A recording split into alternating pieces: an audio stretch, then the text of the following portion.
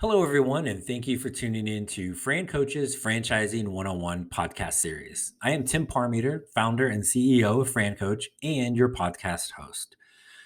Who are we? Fran Coach is a national search firm. We are dedicated to working with individuals who are interested in owning a franchise. We are partnered with over 500 of the top franchisors in the country, spanning nearly 60 industries, and our goal is to help clients find the best franchise for them to own. The goal of the Franchising 101 podcast series is to help educate people on all aspects of franchise ownership.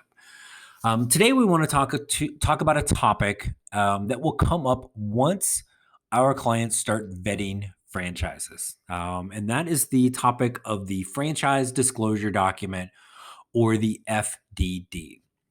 Um, if you're looking for a place as we do the vetting through the discovery process journey with the franchisors, if you are looking for a place to get caught in the weeds, welcome to the FDD. So what is this sucker? It is usually a couple hundred page legal document that will cover a whole slew of things that we'll get into in a second. The Federal Trade Commission requires that all franchisors provide prospective buyers with the franchise disclosure document. These have to be updated every single year, and they have to be renewed and registered in every single state. They all operate with essentially the same template. So if you're looking at an FDD from three different franchises, they will all look very, very similar in nature. Some of the things that they're going to cover, kind of more the basics, is there are actually kind of 23 sections that you'll see referred to as items, and some of these will talk simply about things like the history of the franchise, the contractual obligations of both the franchisee and the franchisor, how they separate the territory, any other kind of just basic rules, restrictions, information. The financial statements of the franchisor will give you contact information for all of their existing owners, and then heavy on brand protection in those areas. What are they doing to protect the brand? If you are a franchise owner, you want this language to be very strong, very definite, very black and white. You do not, as a franchise owner, want somebody else coming into that same brand basically and messing it up, right? So that language in the FDD sometimes comes off a little harsh. And we always advise people to, if it sounds harsh, read it as if you are already an owner of that franchise, and see if it still sounds harsh or if you kind of want it to be a little bit stronger. And most of those things kind of have a way of reading of, basically, if you're going to screw stuff up, the franchisor is going to step in. So if your plan is to be a franchise owner and screw everything up and not follow the plan and not respect the brand, then let's just stop, right? This is clearly not the right path. So that's a good chunk. Probably the first third of the FDD is going to be these 23 items. So those are all just kind of basic things that will be very standard in every franchise. However, the other part of the FDD is the beginning to the financials. There will be three sections in there that will outline the cost and the fees associated with that particular franchise. A lot of these are investment or kind of ranges. For instance, if a franchise requires office space or certainly retail space, the difference between what that's going to cost in Manhattan, New York versus Manhattan, Kansas will cause some ranges, right? But we'll get a beginning understanding of this. Most every FDD will also have what's called an item 19, will be the financial performance information of their existing owners. So revenue reporting, how much are they making, right? Usually this is tiered. So you may have top third revenue producers, middle third, bottom third. You'll also sometimes see it by year, right? Where are the ones that have been, in business for 2 years versus the ones that have been in business for 5 years, et cetera. Very important to remember with the financial side of things. This is not where we come to find the final answers. There is no X marks the spot. Year 3, day 4, you will make X. Month 6, day 7, you will make this, right? It is the beginnings of the financials, but it's very helpful to start getting a picture of what can be done. Um, One thing we hear a lot too, sometimes we look at the tiers. Sometimes people feel that somebody that's maybe in the bottom half or bottom third revenue wise for a particular franchise is struggling or is unhappy. Um, Oftentimes, those owners just have different goals than that person that's at the top of the chart. That's okay. Not everybody has that goal to be the top producer, or maybe they're looking at just they need a little bit less and they're more lifestyle focused.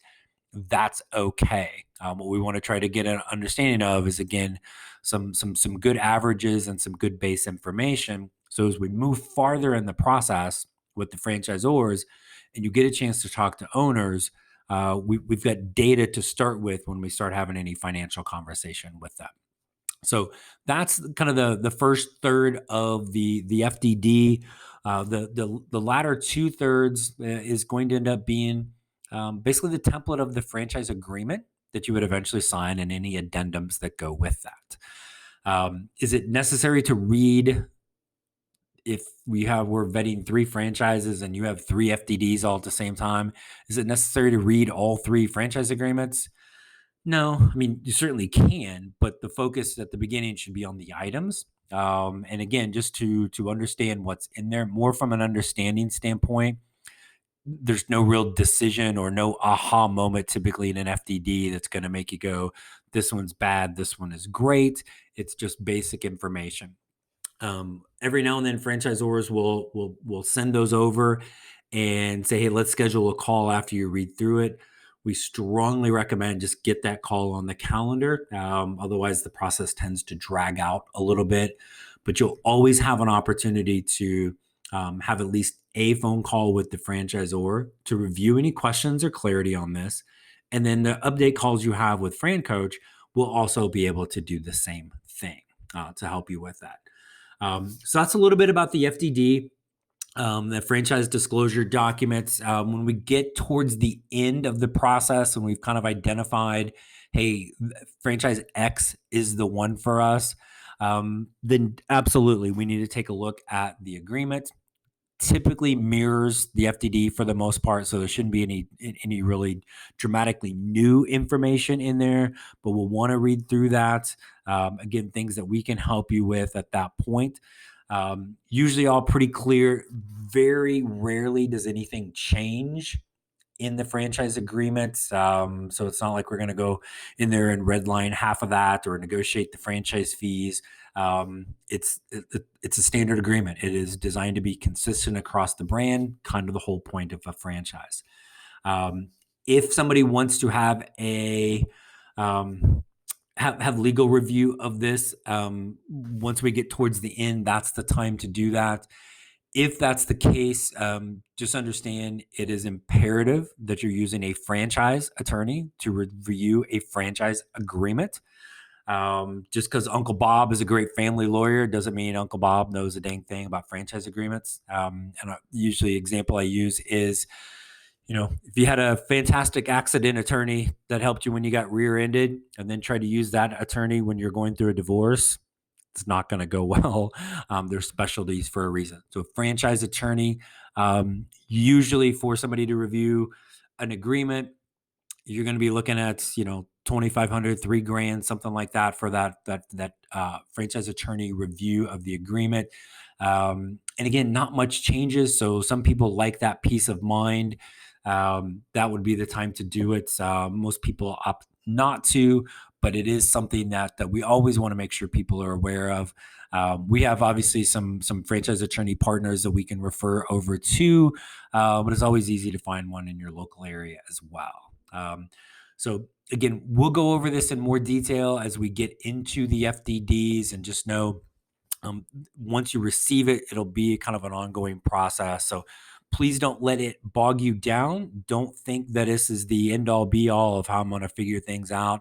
This is basic info on the franchise, brand protection, and the beginnings of the financials. And then we'll work through it from there. So that's a little bit about the franchise disclosure document, or the FDD. And as our clients, as we're working together on this, we'll stay in close contact with you and help you throughout all of this. It is definitely a key element of the discovery process as we're vetting franchises out, but it's really just a piece. But it's not like the most important thing by any stretch of the imagination. It just happens to be the biggest legal document within the process. So that's the FDD.